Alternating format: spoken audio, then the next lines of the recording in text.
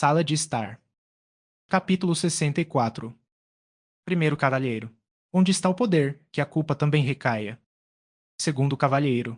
Não, o poder é relativo. Você não pode assustar a praga que se aproxima com fortalezas de fronteira ou pegar sua carpa com argumentos sutis. Toda força é duas em uma, causa não é causa a menos que haja efeito, e o eu da ação deve conter um passivo. Portanto, o comando existe, mas com obediência.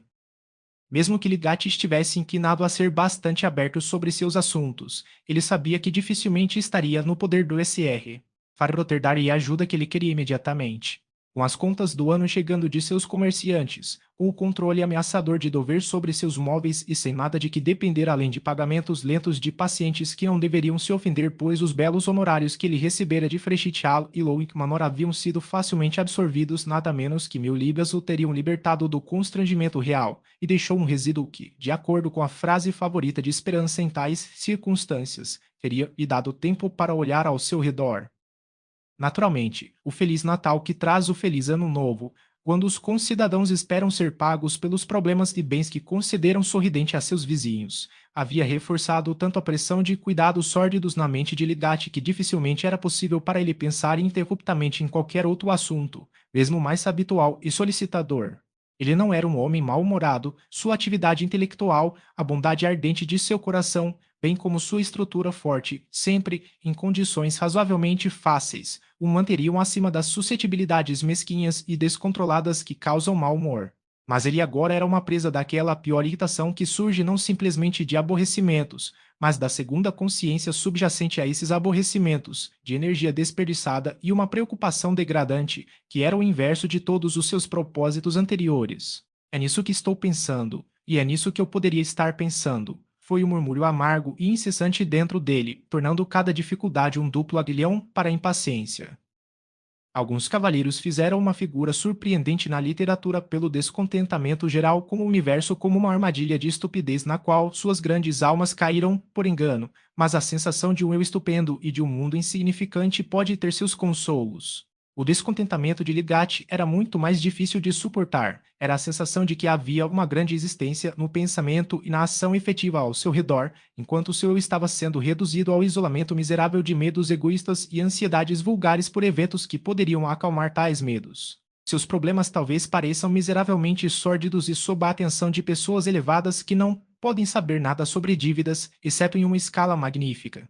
Sem dúvida, eles eram sórdidos, e para a maioria, que não é elevada, não há como escapar da sordidez, a não ser por estar livre do desejo por dinheiro, com todas as suas esperanças e tentações básicas, sua vigilância pela morte, seus pedidos sugeridos, o desejo de seu negociante de cavalos de fazer o mau trabalho passar por bom, sua busca por uma função que deveria ser de outro, sua compulsão muitas vezes de ansiar pela sorte na forma de uma grande calamidade.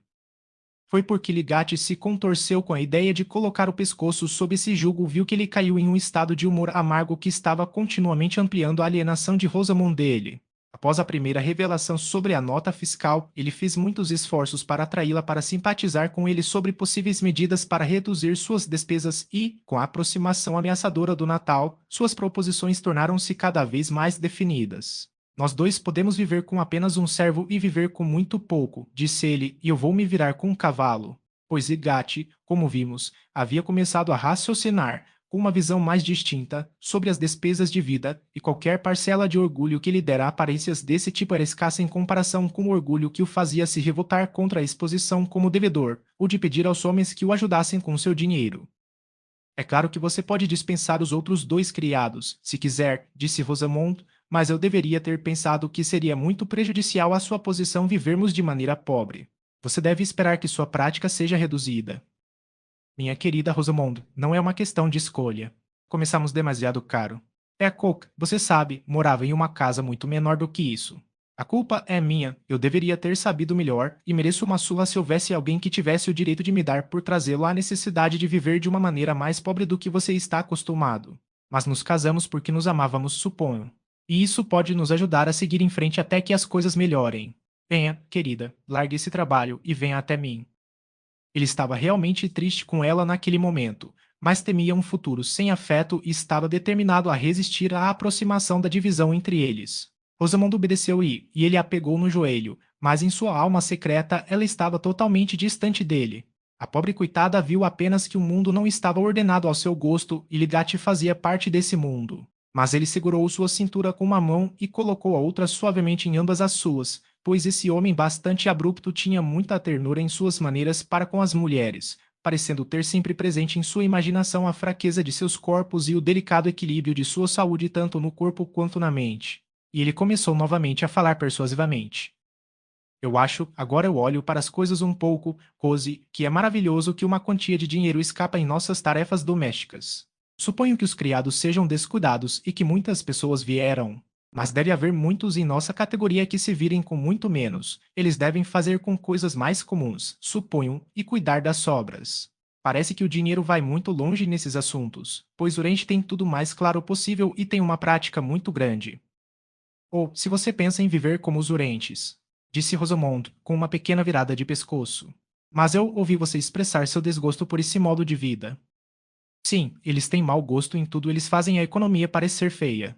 Não precisamos fazer isso. Eu só quis dizer que eles evitam despesas, embora Orange tenha uma prática de capital. Porque você não deveria ter uma boa prática, Tércio? O SR. É a coquetinha. Você deve ter mais cuidado para não ofender as pessoas e deve enviar medicamentos como os outros fazem. Tenho certeza de que você começou bem e conseguiu várias boas casas. Não pode responder a ser excêntrico. Você deve pensar no que será geralmente apreciado, disse Rosamond em um pequeno tom decidido de admoestação. A raiva de Ligatti aumentou. Ele estava preparado para ser indulgente com a fraqueza feminina, mas não com o ditado feminino. A superficialidade da alma de uma Waternixe pode ter um encanto até que ela se torne didática. Mas ele se controlou e apenas disse, com um toque de firmeza despótica: o que devo fazer na minha prática, Cozy, cabe a mim julgar. Essa não é a questão entre nós. Basta que você saiba que nossa renda provavelmente será muito estreita, dificilmente 400, talvez menos, por muito tempo, e devemos tentar reorganizar nossas vidas de acordo com esse fato. Rosamond ficou em silêncio por um momento ou dois, olhando para ela, e então disse: Meu tio Bulstrode deveria lhe dar um salário pelo tempo que você dá ao hospital. Não é certo que você trabalhe por nada. Entendeu-se desde o início que meus serviços seriam gratuitos. Isso, novamente, não precisa entrar em nossa discussão. Eu apontei qual é a única probabilidade, disse Ligatti impaciente. Então, verificando-se, ele continuou mais calmamente. Acho que vejo um recurso que nos libertaria de boa parte da dificuldade atual. Ouvi dizer que o jovem Ned Plymdale vai se casar com Asta. Eles são ricos e não é sempre que uma boa casa está vazia em Middlemarch. Tenho certeza de que eles ficariam felizes em tirar esta casa de nós com a maior parte de nossos móveis e estariam dispostos a pagar generosamente pelo aluguel. Posso contratar Trumbull para falar com Plymdale sobre isso. Rosamund deixou o joelho do marido e caminhou lentamente para o outro lado da sala. Quando ela se virou e caminhou em direção a ele, era evidente que as lágrimas haviam chegado e que ela estava mordendo o lábio inferior e apertando as mãos para não chorar. Ligatti estava miserável, abalado de raiva e ainda sentindo que não seria viril desabafar a raiva agora. Sinto muito, Rosamund, eu sei que isso é doloroso. Eu pensei, pelo menos, quando eu tinha suportado mandar o prato de volta e fazer com que aquele homem fizesse um inventário dos móveis, eu deveria ter pensado que isso seria suficiente. Eu expliquei para você na época, querida. Isso era apenas uma garantia e por trás dessa segurança uma dívida. E essa dívida deve ser paga nos próximos meses. Caso contrário, teremos nossos móveis vendidos. Se o jovem Pimdale levar nossa casa e a maior parte de nossos móveis, seremos capazes de pagar essa dívida e algumas outras também, e seremos dispensados de um lugar muito caro para nós. Podemos pegar uma casa menor. Trumbull, eu sei, tem uma casa muito decente para alugar por 30 libras por ano, e isso é 90.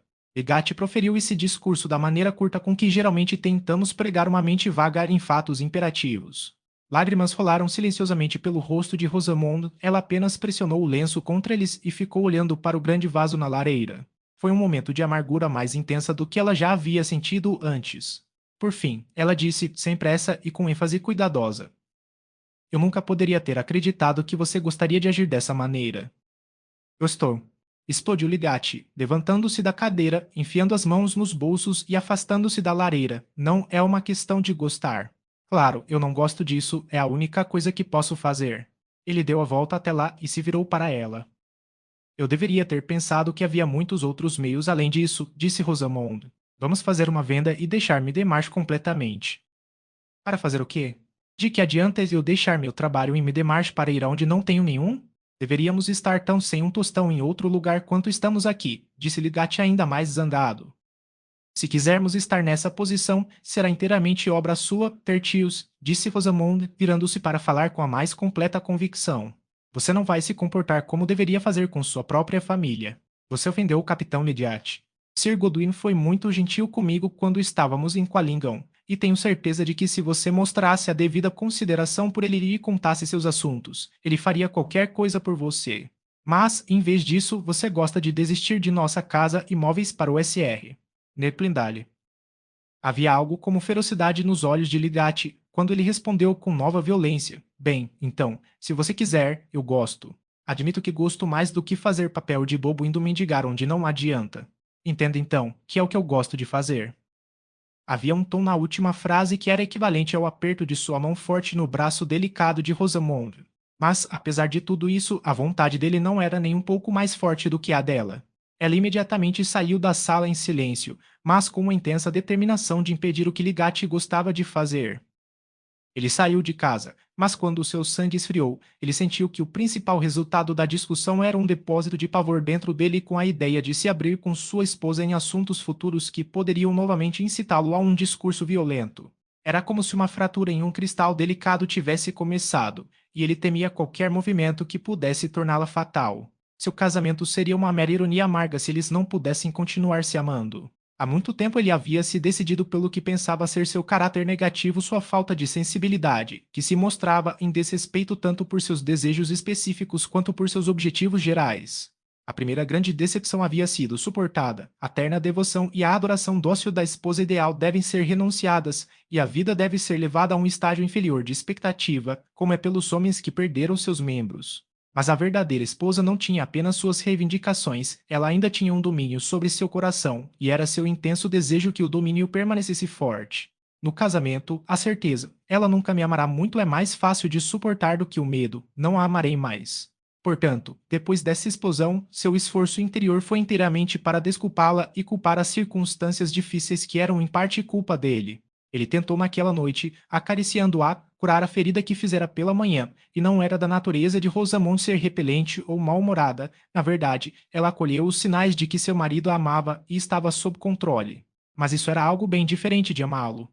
Ligate não teria escolhido logo recorrer ao plano de se separar da casa, ele estava decidido a realizá-lo e dizer o mínimo possível sobre isso. Mas a própria Rosamond tocou nisso no café da manhã, dizendo, suavemente: Você já falou com Trumbull? Não, disse Ligate, mas vou visitá-lo quando passar esta manhã. Nenhum tempo deve ser perdido. Ele interpretou a pergunta de Rosamond como um sinal de que ela retirou sua oposição interior e beijou sua cabeça acariciando-o quando ele se levantou para ir embora. Assim que já era tarde o suficiente para fazer uma ligação, Rosamond foi até Azar, Pimdale, a mãe do SR. Neide, e entrou com lindos parabéns no assunto do casamento que se aproximava.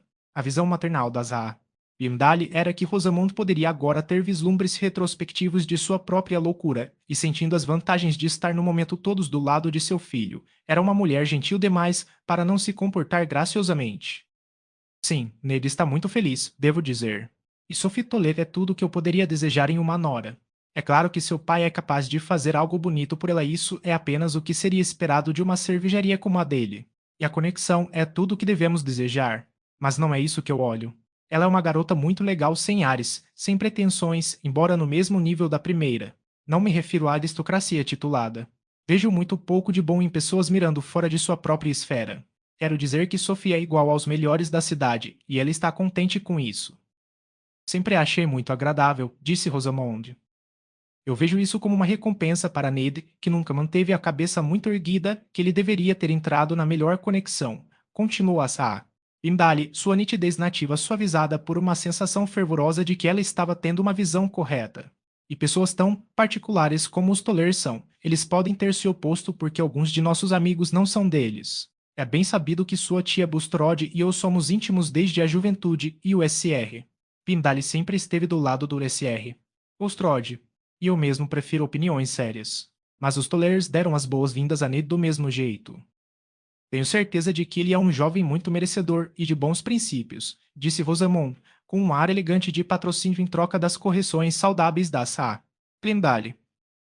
Ou ele não tem o estilo de um capitão do exército, ou aquele tipo de carruagem como se todos estivessem abaixo dele, ou aquele tipo vistoso de falar, cantar e talento intelectual. Mas sou grato por ele não ter feito isso. É uma preparação ruim tanto para aqui quanto para o além. Oh, querida, sim, as aparências têm muito pouco a ver com felicidade, disse Rosamond. Acho que há todas as perspectivas de que eles sejam um casal feliz. Que casa eles vão tomar? Ou, quanto a isso, eles devem aturar o que puderem. Eles estão olhando para a casa em ST. PT's Place, ao lado da do SR. A Butch pertence a ele e ele está consertando bem. Suponho que eles provavelmente não ouvirão falar de um melhor. Na verdade, acho que Ney decidirá o assunto hoje. Eu deveria pensar que é uma bela casa. Eu gosto do ST. PT's Place. Bem, é perto da igreja e uma situação gentil. Mas as janelas são estreitas e são todos altos e baixos. Por acaso você não conhece nenhum outro que estaria em liberdade? Disse Azar. Bindale, fixando seus olhos negros redondos em Rosamond com a animação de um pensamento repentino neles. Oh não, eu ouço tão pouco dessas coisas. Rosamund não previra essa pergunta e resposta ao sair para fazer sua visita, ela simplesmente pretendia reunir qualquer informação que ajudasse a evitar a separação de sua própria casa em circunstâncias totalmente desagradáveis para ela. Quanto à inverdade em sua resposta, ela não refletiu mais sobre isso do que sobre a inverdade que havia em seu dizer que as aparências tinham muito pouco a ver com felicidade. Seu objetivo, ela estava convencida, era totalmente justificável. Era Ligati cuja intenção era indesculpável, e havia um plano em sua mente que, quando ela o executasse completamente, provaria quão falso teria sido um passo para ele ter descido de sua posição. Ela voltou para casa no escritório do SR, por Trumbull, com a intenção de ligar para lá. Foi a primeira vez em sua vida que Rosamond pensou em fazer algo na forma de negócios, mas ela se sentiu à altura da ocasião. Que ela fosse obrigada a fazer o que ela intensamente não gostava foi uma ideia que transformou sua tenacidade silenciosa em invenção ativa. Aqui estava um caso em que não poderia ser suficiente simplesmente desobedecer e ser serenamente, placidamente obstinada. Ela deve agir de acordo com seu julgamento, e ela disse a si mesma que seu julgamento estava certo na verdade. Se não tivesse sido, ela não teria desejado agir de acordo com isso. O SR. Trumbull estava na sala dos fundos de seu escritório e recebeu Rosamond com suas melhores maneiras, não apenas porque tinha muita sensibilidade aos encantos dela, mas porque a fibra bem-humorada nele foi agitada por sua certeza de que Ligati estava em dificuldades, e que essa mulher extraordinariamente bonita, essa jovem com as mais altas atrações pessoais, provavelmente sentiria o aperto do problema para se ver envolvida em circunstâncias além de seu controle. Ele implorou que ela lhe fizesse a honra de se sentar e ficou diante dela parando e se comportando com uma solicitude ansiosa, que era principalmente benevolente. A primeira pergunta de Rosamond foi se seu marido havia visitado SR. Trumbull naquela manhã para falar sobre a disposição de sua casa. Sim, senhora, sim, ele fez. Ele fez isso, disse o bom meloeiro, tentando jogar algo calmante em sua interação. Eu estava prestes a cumprir sua ordem, se possível, esta tarde. Ele queria que eu não procrastinasse. Peguei para lhe dizer para não ir mais longe, SR. Tumbu, e peço-lhe que não mencione o que foi dito sobre o assunto. Você vai me obrigar. Certamente eu vou, Sra. Idate certamente. A confiança é sagrada para mim em negócios ou qualquer outro tópico. Devo então considerar a comissão retirada? Disse o SR. Trumbull, ajustando as pontas longas de sua gravata azul com as duas mãos e olhando para Rosamond com deferência. Sim, por favor. Acho que o SR. Nate Plimdahl alugou uma casa de ST. ET's Place ao lado da do SR. Arbut, o SR. E Gat ficaria irritado com o fato de suas ordens serem cumpridas inutilmente. E, além disso, existem outras circunstâncias que tornam a proposta desnecessária. Muito bem, Sa. Ligat, muito bom. Estou sob seus comandos, sempre que você precisar de qualquer serviço de mim, disse o SR. Trumbull, que sentiu prazer em conjecturar que alguns novos recursos haviam sido abertos. Confie em mim, eu imploro. O caso não irá mais longe. Naquela noite, Ligat ficou um pouco confortado ao observar que Rosamond estava mais animada do que costumava estar ultimamente e até parecia interessada em fazer o que o agradaria sem ser solicitada. Ele pensou, se ela vai ficar feliz e eu posso esfregar, o que tudo isso significa? É apenas um pântano estreito que temos que passar em uma longa jornada. Se eu puder limpar minha mente novamente, farei.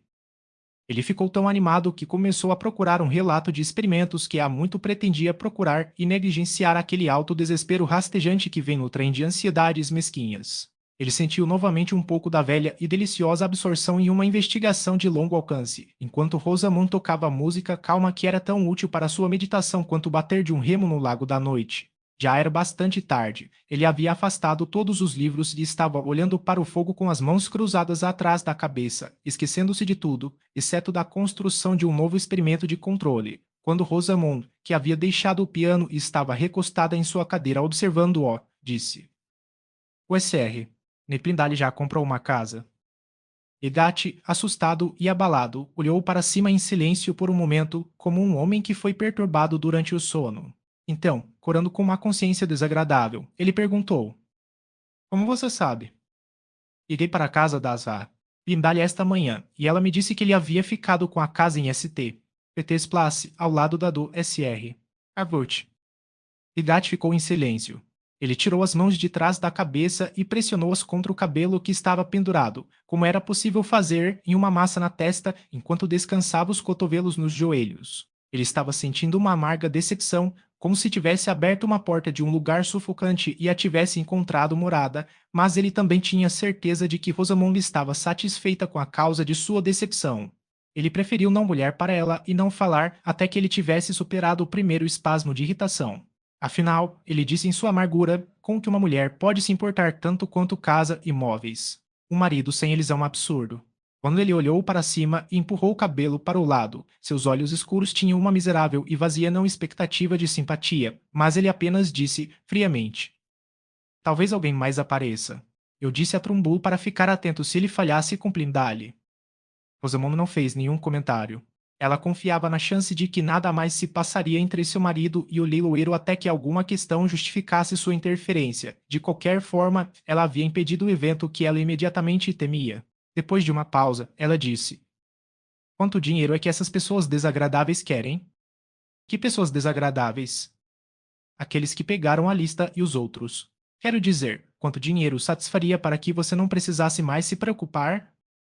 Egate a examinou por um momento, como se estivesse procurando sintomas, e então disse: se eu pudesse ter conseguido 600 de Pindale para móveis e como prêmio eu poderia ter conseguido. Eu poderia ter pago Dover e dado o suficiente por conta aos outros para fazê-los esperar pacientemente se contraíssemos nossas despesas. Mas quero dizer, quanto você deveria querer se ficássemos nesta casa? Mais do que provavelmente chegarei a algum lugar, disse Ligati, com um sarcasmo irritante em seu tom. Enfureceu ao perceber que a mente de Rosamund estava vagando por desejos impraticáveis em vez de enfrentar possíveis esforços. Por que você não deveria mencionar a quantia? Disse Rosamund, com uma leve indicação de que ela não gostava de suas maneiras. Bem, disse Ligati em tom de adivinhação, levaria pelo menos 1000 para me deixar à vontade. Mas, acrescentou, incisivamente, tenho que considerar o que farei sem ele, não com ele. Rosamund não disse mais nada. Mas no dia seguinte ela executou seu plano de escrever a Sir Godwin Ligati. Desde a visita do capitão, ela havia recebido uma carta dele e também uma da Zaa. Mingan, sua irmã casada, condolências com ela pela perda de seu bebê e expressando vagamente a esperança de que eles a vissem novamente em Qualendon. Ligati disse a ela que essa polidez não significava nada, mas ela estava secretamente convencida de que qualquer atraso na família de Ligati em relação a ele se devia ao seu comportamento frio e desdenhoso, e ela respondeu às cartas de sua maneira mais encantadora, sentindo alguma confiança de que um convite específico se seguiria. Mas houve silêncio total. O capitão evidentemente não era um grande escritor, e Rosamund refletiu que as irmãs poderiam estar no exterior. No entanto, chegou a época de pensar nos amigos em casa e, de qualquer forma, Sir Godwin, que a jogou sob o queixo e declarou que ela era como a célebre beleza Assá. Frole, que o conquistara em 1790, seria tocada por qualquer apelo dela e acharia agradável por ela se comportar como deveria fazer com o sobrinho. Rosamund estava ingenuamente convencida do que um velho cavalheiro deveria fazer para evitar que ela sofresse aborrecimentos.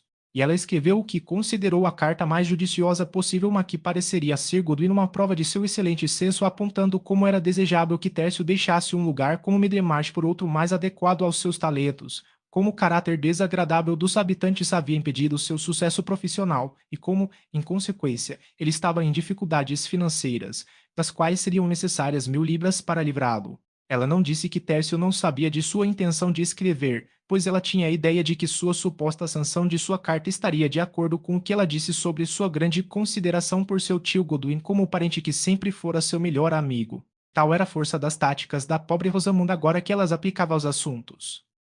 Isso aconteceu antes da festa no dia de Ano Novo e nenhuma resposta ainda viera de Sir Goduin. Mas na manhã daquele dia, Lidgat teve que saber que Rosamund havia revogado sua ordem para Bortrop Trumbull, sentindo que era necessário que ela se acostumasse gradualmente com a ideia de eles saírem da casa em Lowickgat. Ele superou sua relutância em falar com ela novamente sobre o assunto e, quando estavam tomando o café da manhã, disse: "Vou tentar ver Trumbull esta manhã e dizer-lhe para anunciar a casa no Pioneer e no Trumpet. Se a coisa fosse anunciada, alguém poderia estar inclinado a aceitá-la que, de outra forma, não teria pensado em uma mudança. Nesses lugares rurais, muitas pessoas continuam em suas casas antigas quando suas famílias são grandes demais para elas por falta de saber onde podem encontrar outra. E Trumbull parece não ter mordido nada." Rosamond sabia que o momento inevitável havia chegado.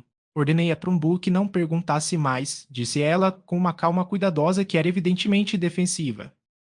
Lidgat olhou para ela com espanto mudo. Apenas meia hora antes, ele estava apertando suas tranças para ela e falando a pequena linguagem de afeto que Rosamond, embora não a retribuísse, aceitava como se fosse uma imagem serena e adorável, de vez em quando milagrosamente ondulando em direção ao seu devoto. Com tais fibras ainda agitadas nele, o choque que recebeu não poderia ser imediatamente distintamente raiva, era uma dor confusa.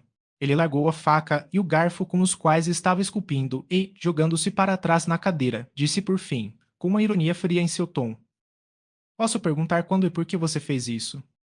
"Quando soube que os Plimdales haviam tomado uma casa, irei para dizer a ele que não mencionasse a nossa a eles, e ao mesmo tempo disse a ele para não deixar o caso continuar mais. Eu sabia que seria muito prejudicial para você se soubesse que você desejava se desfazer de sua casa e móveis, e eu tinha uma objeção muito forte a isso. Acho que isso foi motivo suficiente. Não teve importância, então, que eu lhe dissesse razões imperativas de outro tipo, sem importância que eu tivesse chegado a uma conclusão diferente e dado uma ordem de acordo?" Disse Ligate, mordazmente, o trovão e o relâmpago se acumulando em sua testa e olhos. O efeito da raiva de qualquer um sobre Rosamond sempre foi fazê-la encolher em fria antipatia e tornar-se ainda mais calmamente correta, na convicção de que ela não era a pessoa que se comportava mal o que quer que os outros fizessem. Ela respondeu: "Acho que tinha todo o direito de falar sobre um assunto que me preocupa pelo menos tanto quanto você." "Claramente, você tinha o direito de falar, mas apenas para mim. Você não tinha o direito de contradizer minhas ordens secretamente e me tratar como se eu fosse um tolo", disse Ligati, no mesmo tom de antes. "Então, com algum desprezo adicional, é possível fazer você entender quais serão as consequências. É útil para mim dizer-lhe novamente por que devemos tentar nos separar da casa?" "Não é necessário que você me diga de novo", disse Rosamond, com uma voz que caía e escorria como gotas de água fria. "Lembrei-me do que você disse. Você falou tão violentamente quanto agora. Mas isso não altera minha opinião de que você deveria tentar todos os outros meios, em vez de dar um passo que é tão doloroso para mim. E quanto à publicidade da casa, acho que seria perfeitamente degradante para você. E suponha que eu desconsidere sua opinião como você desconsidera a minha. Você pode fazer isso, é claro. Mas acho que você deveria ter me dito antes de nos casarmos que me colocaria na pior posição, em vez de desistir de sua própria vontade." Igate não falou, mas jogou a cabeça para o lado e contraiu os cantos da boca em desespero. Rosamond, vendo que ele não estava olhando para ela, levantou-se e colocou sua xícara de café diante dele, mas ele não deu atenção a isso e continuou com um drama e discussão interior, ocasionalmente movendo-se em seu assento, apoiando um braço na mesa e esfregando a mão contra o cabelo. Havia uma confluência de emoções e pensamentos nele que não o deixava dar lugar à sua raiva ou perseverar com simples rigidez de determinação.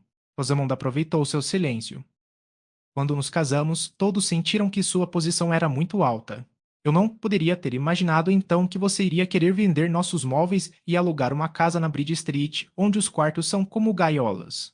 Se quisermos viver dessa maneira, deixemos pelo menos Middlemarch." "Essas seriam considerações muito fortes", disse Ligate. Meio ironicamente, ainda havia uma palidez murcha em seus lábios enquanto ele olhava para o café e não bebia. "Essas seriam considerações muito fortes se eu não estivesse endividado. Muitas pessoas devem ter se endividado da mesma maneira, mas se são respeitáveis, as pessoas confiam nelas. Tenho certeza de que ouvi papai dizer que os Torbits estavam endividados e se saíram muito bem. Não pode ser bom agir precipitadamente, disse Rosamond com serena sabedoria. Ligat sentou-se paralisado por impulsos opostos, como nenhum raciocínio que lhe pudesse aplicar a Rosamond parecia capaz de conquistar seu consentimento. Ele queria esmagar e moer algum objeto no qual pudesse pelo menos produzir uma impressão, ou então dizer a ela brutalmente que ele era o mestre, e ela deveria obedecer. Mas ele não apenas temia o efeito de tais extremidades em sua vida mútua, ele tinha um medo crescente da obstinação silenciosa e indescritível de Rosamond, que não permitiria que qualquer afirmação de poder fosse final, e novamente ela o tocou em um ponto de sentimento mais agudo, sugerindo que ela havia sido iludida com uma falsa visão de felicidade em se casar com ele. Quanto a dizer que ele era o mestre, não era o fato. A própria resolução a que ele se comprometeu por força de lógica e orgulho honroso estava começando a relaxar sob seu contato com o torpedo. Ele engoliu metade da xícara de café e depois se levantou para ir. Posso pelo menos pedir que você não vá para Trumbull no momento, até que se veja que não há outros meios, disse Rosamond. Embora não estivesse sujeita a muito medo, sentiu-se mais segura não trair que havia escrito a Sir Godwin. Prometa-me que você não irá até ele por algumas semanas ou sem me avisar. E Gat deu uma risada curta. Acho que sou eu quem deve exigir uma promessa de que você não fará nada sem me contar, disse ele, voltando os olhos para ela e depois indo para a porta. Você se lembra que vamos jantar na casa do papai, disse Rosamond, desejando que ele se virasse e fizesse uma concessão mais completa a ela. Mas ele apenas disse o sim, impacientemente, e foi embora. Ela considerou muito odioso para ele que ele não achasse que as propostas dolorosas que ele teve que fazer a ela fossem suficientes, sem mostrar um temperamento tão desagradável. E quando ela fez o pedido moderado de que ele adiaria a ida para Trumbull novamente, foi cruel da parte dele não garantir a ela o que pretendia fazer. Ela estava convencida de que ela havia agido de todas as maneiras para o melhor, e cada discurso irritante ou raivoso de Ligat servia apenas como um acréscimo ao registro de ofensas em sua mente. A pobre Rosamond por meses começou a associar o marido a sentimentos de decepção, e a relação terrivelmente inflexível do casamento perdeu seu encanto de encorajar sonhos deliciosos. Isso a libertou das coisas desagradáveis da casa de seu pai, mas não lhe deu tudo o que ela desejava e esperava. O Ligat por quem ela estivera apaixonada tinha sido um grupo de condições arejadas para ela, a maioria das quais havia desaparecido, enquanto seu lugar havia sido ocupado por detalhes cotidianos que devem ser vividos lentamente de hora em hora, não flutuando com uma rápida seleção de aspectos favoráveis. Os hábitos da profissão de Ligat, sua preocupação doméstica com assuntos científicos, que lhe pareciam quase como o gosto mórbido de um vampiro, suas visões peculiares de coisas que nunca haviam entrado no diálogo do namoro, todas essas influências continuamente alienantes, mesmo sem o fato de ele ter se colocado em desvantagem na cidade, e sem aquele primeiro choque de revelação sobre a dívida de Dover, teria tornado sua presença monótona para ela. Havia outra presença que desde os primeiros dias de seu casamento, até 4 meses atrás, tinha sido uma excitação agradável, mas que se foi. Rosamond não confessaria a si mesmo quanto o consequente vazio tinha a ver com seu tédio total, e pareceu-lhe talvez ela estivesse certa que um convite para Quallingham e uma abertura para Ligat se estabelecer em outro lugar que não em Middlemarch em Londres, ou em algum lugar que provavelmente estivesse livre de dissabores a satisfariam muito bem e a tornariam indiferente à ausência de Will Ladislau, por quem ela sentia algum ressentimento por sua exaltação das Casalbon. Esse era o estado das coisas com Ligat e Rosamond no dia de Ano Novo, quando jantaram na casa de seu pai, ela parecendo levemente neutra em relação a ele em lembrança de seu comportamento mal-humorado no café da manhã, e ele carregando um efeito muito mais profundo do conflito interior em que aquela cena matinal foi apenas uma das muitas épocas. Seu esforço corado enquanto conversava com o Sr. Para ter seu esforço após a pretensão cínica de que todas as maneiras de conseguir dinheiro são essencialmente as mesmas, e que o acaso tem um império que reduz a escolha a uma ilusão de tolo foi apenas o sintoma de uma resolução vacilante, uma resposta entorpecida aos velhos estímulos de entusiasmo. O que ele deveria fazer? Ele viu ainda mais intensamente do que Rosamond a tristeza de levá-la para a pequena casa na Bridge Street, onde ela teria móveis escassos ao seu redor e descontentamento por dentro. Uma vida de privação e a vida com Rosamond eram duas imagens que se tornaram cada vez mais irreconciliáveis desde que a ameaça de privação se revelou. Mas mesmo que suas resoluções tivessem forçado as duas imagens a se combinarem, as preliminares úteis para essa mudança difícil não estavam visivelmente ao alcance. E embora ele não tivesse feito a promessa que sua esposa havia pedido, ele não foi novamente para Trumbull. Ele até começou a pensar em fazer uma viagem rápida para o norte e ver Sir Godwin. Certa vez, ele acreditou que nada o levaria a fazer um pedido de dinheiro ao tio, mas não conhecia toda a pressão de alternativas ainda mais desagradáveis. Ele não podia depender do efeito de uma carta, foi apenas em uma entrevista, por mais desagradável que isso pudesse ser para si mesmo, que ele pôde dar uma explicação completa e testar a eficácia do parentesco. Assim que Ligatti começou a representar esse passo para si mesmo como mais fácil, houve uma reação de raiva de ele que há muito tempo havia determinado viver distante de tais cálculos abjetos, de tal ansiedade egoísta sobre as inclinações e os bolsos de homens com os quais ele se orgulhava de não ter objetivos em comum não deveria ter caído simplesmente ao nível deles, mas ao nível de solicitá-los. Capítulo 65. Um de nós dois deve se curvar sem dúvida, e, se um homem é mais razoável do que a mulher, vocês homens devem ser suprimíveis.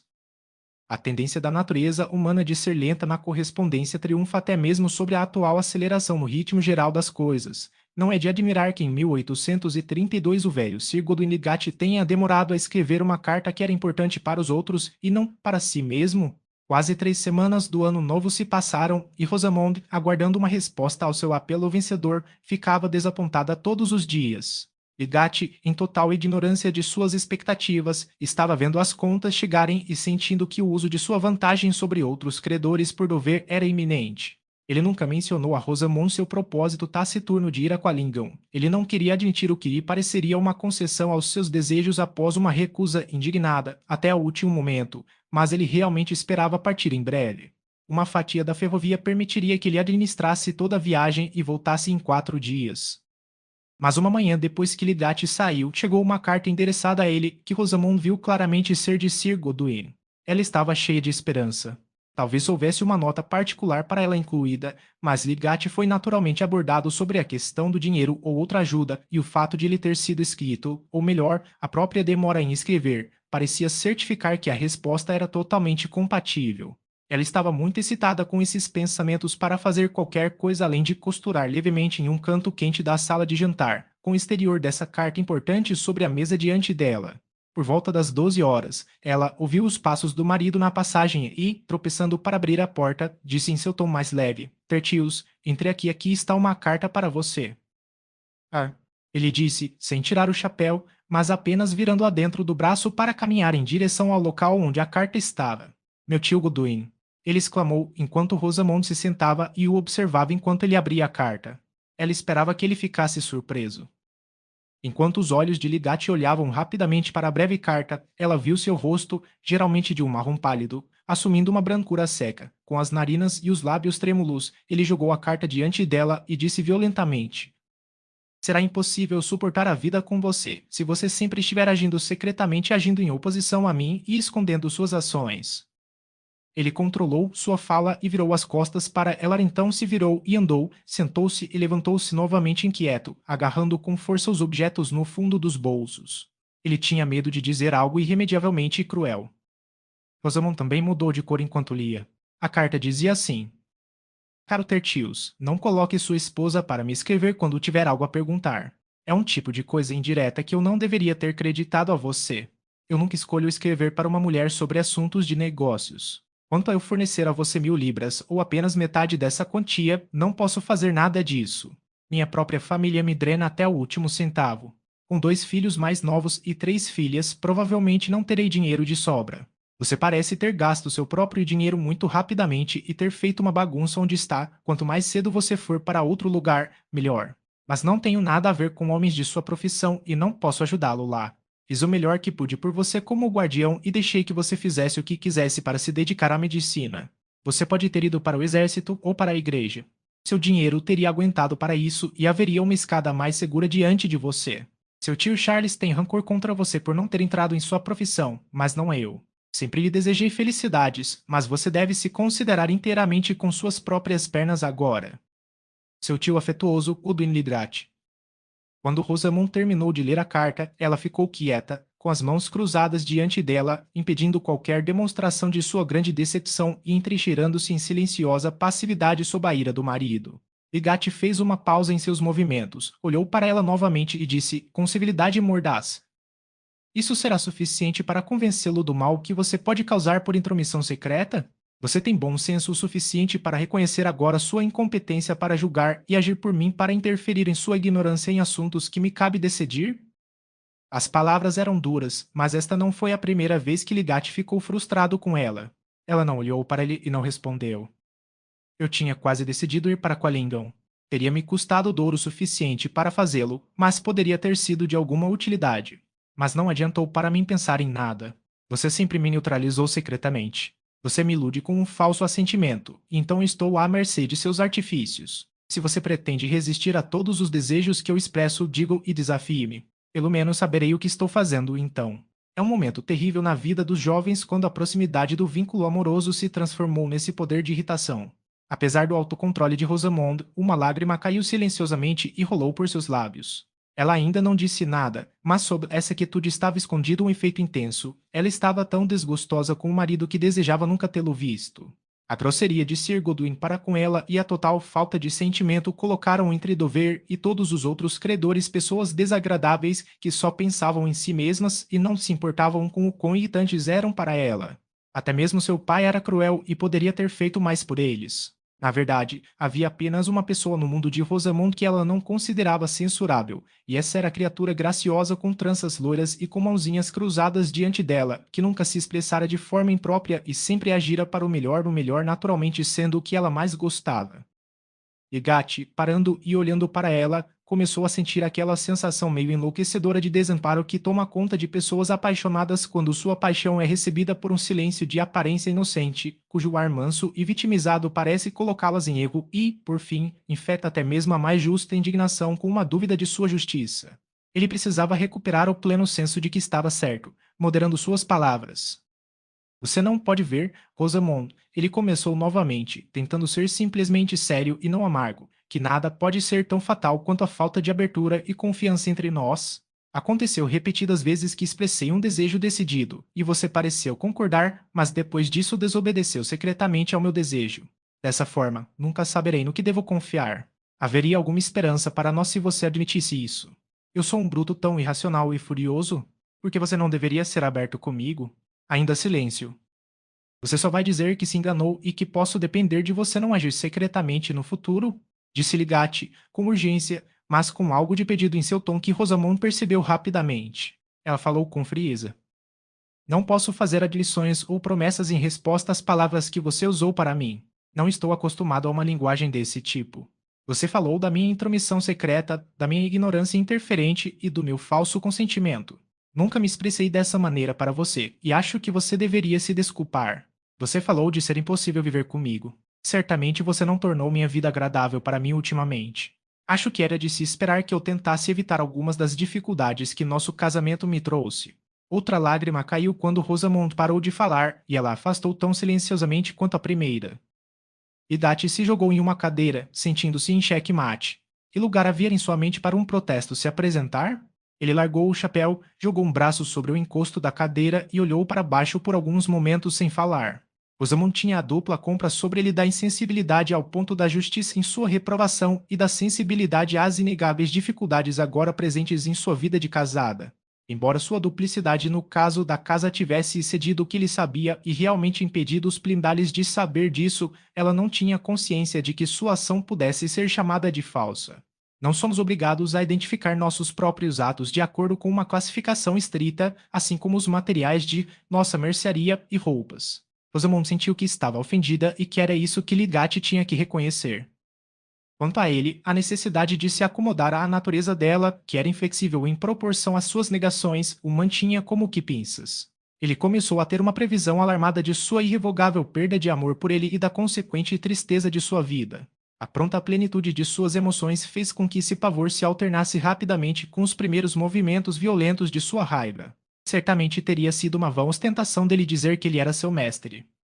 Você não tornou minha vida agradável para mim ultimamente as dificuldades que nosso casamento me trouxe e essas palavras estavam picando sua imaginação como uma dor faz um sonho exagerado. Se ele não apenas afundasse de sua mais alta resolução, mas afundasse nos horríveis grilhões do ódio doméstico. Rosamond, disse ele, voltando os olhos para ela com um olhar melancólico, você deve permitir as palavras de um homem quando ele está desapontado e provocado. Você e eu não podemos ter interesses opostos. Não posso separar minha felicidade da sua. Se estou zangado com você, é que você parece não ver como qualquer ocupação nos divide. Como eu poderia querer tornar algo difícil para você, seja por minhas palavras ou conduta? Quando eu te machuco, eu machuquei parte da minha própria vida. Eu nunca ficaria com raiva de você se você fosse bastante aberto comigo. Eu só queria evitar que você nos apressasse na miséria sem qualquer necessidade, disse Rosamond, as lágrimas voltando de um sentimento suavizado agora que seu marido havia amolecido. É muito difícil cair em desgraça aqui entre todas as pessoas que conhecemos e viver de maneira tão miserável. Eu gostaria de ter morrido com o bebê. Ela falou e chorou com aquela gentileza que torna tais palavras e lágrimas onipotentes sobre um homem de coração amoroso. Igate aproximou sua cadeira da dela e pressionou sua delicada cabeça contra sua bochecha com sua mão poderosa e macia. Ele apenas acariciou, ele não disse nada, pois o que havia para dizer? Ele não podia prometer protegê-la da temida miséria, pois não via meios seguros de fazê-lo. Quando ele a deixou para sair novamente, ele disse a si mesmo que era 10 vezes mais difícil para ela do que para ele. Ele tinha uma vida longe de casa e apelos constantes à sua atividade em nome dos outros. Ele desejava desculpar tudo nela se pudesse, mas era inevitável que, naquele humor desculpador, ele pensasse nela como se ela fosse um animal de outra espécie e mais fraca. No entanto, ela o dominou. Capítulo 66. Uma coisa é ser tentado, escaluz, outra coisa é cair. E Gatti certamente tinha bons motivos para refletir sobre o serviço que sua prática lhe prestou ao neutralizar seus cuidados pessoais. Ele não tinha mais energia livre o suficiente para pesquisa espontânea e pensamento especulativo, mas, ao lado do leito dos pacientes, os apelos externos diretos em seu julgamento e simpatias trouxeram um impulso adicional necessário para tirá-lo de si mesmo. Não era simplesmente aquele arnês benéfico da rotina que permite que homens tolos vivam respeitavelmente e homens infelizes vivam com calma, era uma reivindicação perpétua sobre a aplicação imediata do pensamento e sobre a consideração da necessidade e provação de outra pessoa. Muitos de nós, olhando para trás na vida, diríamos que o homem mais gentil que já conhecemos foi o médico, ou talvez aquele cirurgião cujo tato fino, dirigido por uma percepção profundamente informada, veio até nós em nossa necessidade com uma beneficência mais sublime do que a dos milagreiros. Parte dessa misericórdia 2 vezes abençoada estava sempre com Ligate em seu trabalho no hospital ou em casas particulares, servindo melhor do que qualquer opiáceo para acalmá-lo e sustentá-lo sob suas ansiedades e seu senso de degeneração mental. A suspeita do Sr. Farebroter quanto ao opiáceo era verdadeira, no entanto. Sob a primeira pressão irritante das dificuldades previstas e a primeira percepção de que seu casamento, se não fosse uma solidão sob jugo, deveria ser um estado de esforço para continuar amando sem se preocupar muito em ser amado, ele experimentou 1 ou 2 vezes uma dose de ópio. Mas ele não tinha nenhum desejo constitucional hereditário depois de tais fugas transitórias das assombrações da miséria. Ele era forte, podia beber muito vinho, mas não se importava com isso, e quando os homens ao seu redor bebiam bebidas espirituosas, ele tomava açúcar e água, tendo uma pena desdenhosa mesmo nos primeiros estágios de excitação da bebida. Foi o mesmo com o jogo. Ele havia visto muitos jogos de azar em Paris, observando-os como se fossem uma doença. Ele não era mais tentado por tal vitória do que pela bebida. Ele disse a si mesmo que a única vitória que ele desejava deveria ser alcançada por um processo consciente de combinação alta e difícil tendendo a um resultado benéfico. O poder que ele ansiava não podia ser representado por dedos agitados segurando um monte de moedas, ou pelo triunfo meio bárbaro, meio aos olhos de um homem que varre em seus braços as aventuras de 20 companheiros chapfalé.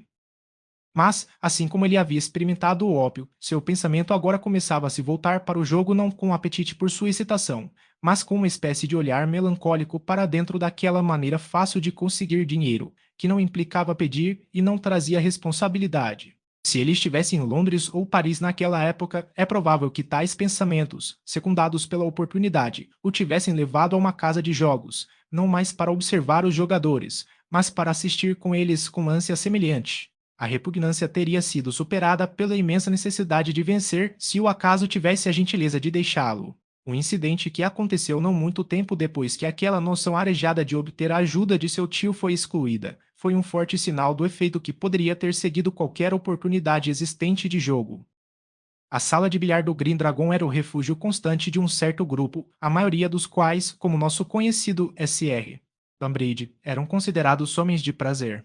Foi aqui que o pobre Fred Vince fez parte de sua dívida memorável, tendo perdido dinheiro em apostas e foi obrigado a pedir emprestado àquele companheiro gay. Era de conhecimento geral em Middlemarch que muito dinheiro foi perdido e ganho dessa maneira, e a consequente reputação do Dragão Verde como um lugar de dissipação naturalmente aumentou em alguns setores a tentação de ir para lá.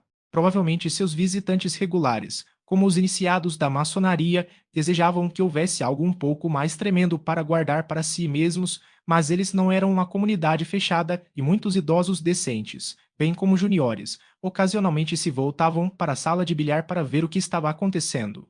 Bigatti, que tinha aptidão muscular para o bilhar e gostava do jogo, uma ou duas vezes nos primeiros dias após sua chegada a Middlemarch teve sua vez com um taco no Dragão Verde, mas depois ele não teve tempo para o jogo e nenhuma inclinação para as sociabilidades de lá. Uma noite, no entanto, ele teve a oportunidade de procurar o SR. Bambridge naquele resort. O negociante de cavalos havia contratado um cliente para seu bom cavalo restante, pelo qual Ligatti havia determinado substituir por um ac barato, esperando com essa redução de estilo obter talvez 20 libras, e ele se importava agora com cada pequena quantia, como uma ajuda para alimentar a paciência de seus comerciantes. Correr até a sala de bilhar enquanto ele passava economizaria tempo. O SR. Bambridge ainda não havia chegado, mas com certeza chegaria aos poucos, disse seu amigo SR. O Rook lhe gratificou, jogando um jogo para passar o tempo. Naquela noite, ele teve a luz peculiar nos olhos e a vivacidade incomum que uma vez fora notada nele pelo SR. Fareroter. O fato excepcional de sua presença foi muito notado na sala, onde havia uma boa dose de companhia de Middlemarch, e vários espectadores, assim como alguns dos jogadores, estavam apostando com animação. Egatti estava jogando bem e se sentia confiante. As apostas estavam caindo ao seu redor e, com um rápido pensamento de relance no provável ganho que poderia dobrar a soma que ele estava economizando de seu cavalo, ele começou a apostar em sua própria jogada e ganhou de novo e de novo. O SR. Bambridge havia entrado, mas Egatti não o notou.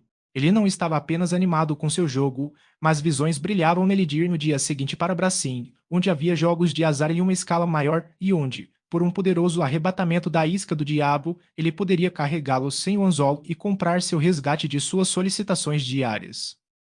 Ele ainda estava ganhando quando dois novos visitantes entraram. Um deles era um jovem Auley, recém-chegado de seus estudos de direito na cidade, e o outro era Fred Vince, que passara várias noites ultimamente neste seu antigo refúgio. O jovem Auley, um talentoso jogador de bilhar, trouxe uma mão fresca e fresca para a deixa. Mas Frei Vince, surpreso ao ver Ligatti e surpreso ao vê-lo apostando com um ar excitado, ficou de lado e manteve-se fora do círculo ao redor da mesa. Frei vinha recompensando a resolução com um pouco de frouxidão ultimamente. Ele vinha trabalhando vigorosamente por 6 meses em todas as ocupações ao ar livre sob o comando do SR.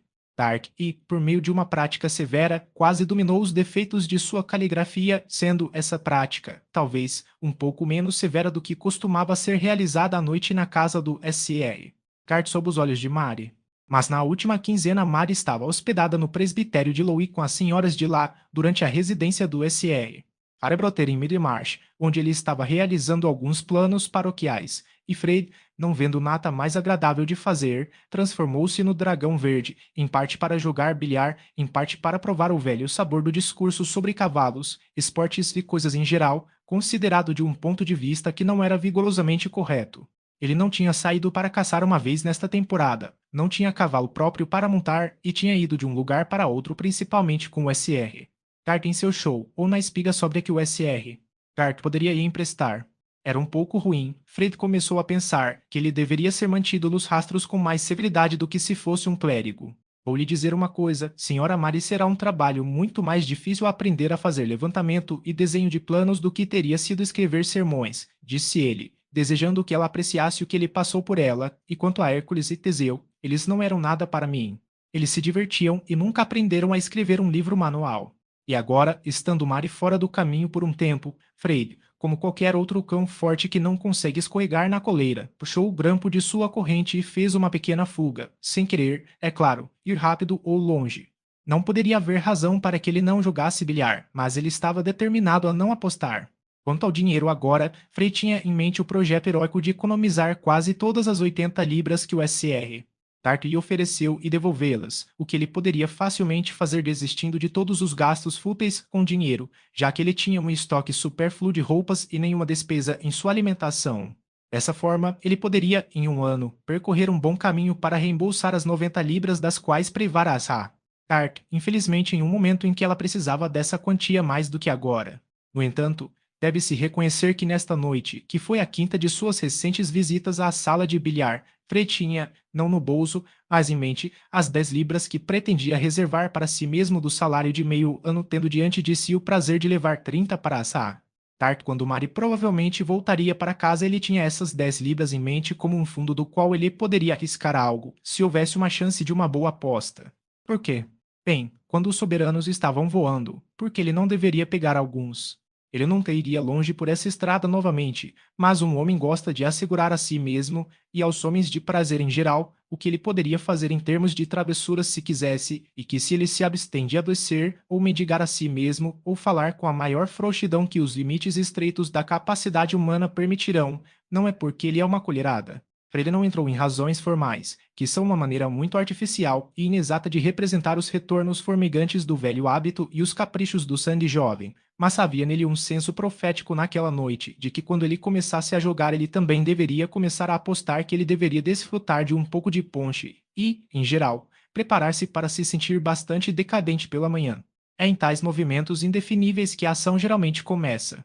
Mas a última coisa que provavelmente entrou na expectativa de Freire foi que ele visse seu cunhado Ligati, de quem ele nunca abandonou a velha opinião de que ele era e tremendamente consciente de sua superioridade, parecendo animado e apostando, assim como ele mesmo poderia ter feito. Freire sentiu um choque maior do que poderia explicar pelo vago conhecimento de que Ligati estava endividado e que seu pai se recusara a ajudá-lo, e sua própria inclinação para entrar na peça foi subitamente contida. Foi uma estranha inversão de atitudes. O rosto loiro e os olhos azuis de Freire, geralmente brilhantes e descuidados, prontos para dar atenção a qualquer coisa que prometesse diversão, parecendo involuntariamente sério e quase envergonhado como se visse algo impróprio, enquanto Ligati, que habitualmente tinha um ar de força autocontrolada e uma certa meditação que parecia estar por trás de sua atenção mais observadora, estava agindo, observando, falando com aquela consciência estreita e excitada que lembra um animal com olhos ferozes e garras retráteis. Legatti, apostando em seus próprios golpes, ganhou 16 libras, mas a chegada do jovem ao lei mudou o equilíbrio das coisas. Ele mesmo deu golpes de primeira linha e começou a apostar contra os golpes de Ligatti, cuja tensão de nervos foi assim alterada de simples confiança em seus próprios movimentos para desafiar a dúvida de outra pessoa neles. O desafio era mais emocionante do que a confiança, mas era menos certo. Ele continuou a apostar em seu próprio jogo, mas começou a falhar com frequência. Ainda assim, ele continuou, pois sua mente estava tão completamente reduzida naquela fenda íngreme do jogo como se ele tivesse sido a espreguiçadeira mais ignorante de lá. Freire observou que Ligatti estava perdendo rapidamente e se viu na nova situação de confundir seus cérebros ao pensar em algum dispositivo pelo qual, sem ser ofensivo, ele poderia desviar a atenção de Ligatti e talvez sugerir a ele um motivo para sair da sala. Ele viu que outros estavam observando a estranha semelhança de Ligatti com ele, e ocorreu-lhe que apenas tocar seu cotovelo e chamá-lo de lado por um momento poderia despertá-lo de sua absorção.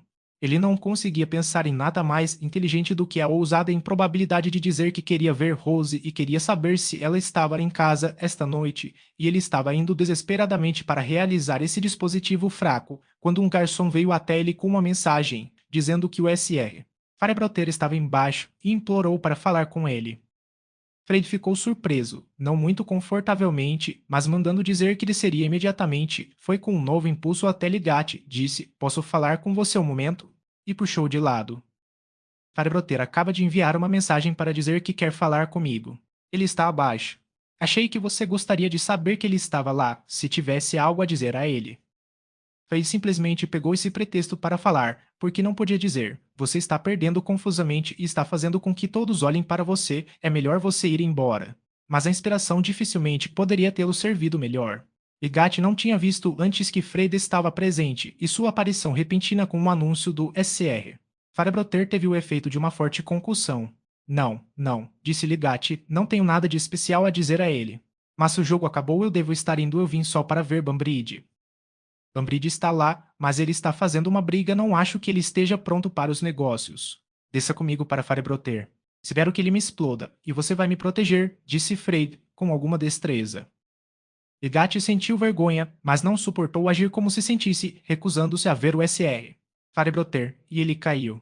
Eles apenas apertaram as mãos, no entanto, e falaram da geada, e quando os três se viraram para a rua, o vigário parecia bastante disposto a se despedir de Ligate. Seu objetivo atual era claramente falar com Frei da Sós, e ele disse, gentilmente, eu o incomodei, jovem cavalheiro, porque tenho alguns negócios urgentes com você. Caminhe comigo até ST. Botou sim. Era uma bela noite, o céu cheio de estrelas e o SR. Harroter propôs que eles fizessem um circuito para a velha igreja pela estrada de Londres. A próxima coisa que ele disse foi: Eu pensei que Ligate nunca foi para o Dragão Verde. Eu também, disse Freire. Mas ele disse que foi ver Banbride. Ele não estava jogando, então? Freire não pretendia dizer isso, mas agora era obrigado a dizer: sim, ele estava. Mas suponho que tenha sido uma coisa acidental. Eu nunca o vi lá antes. Você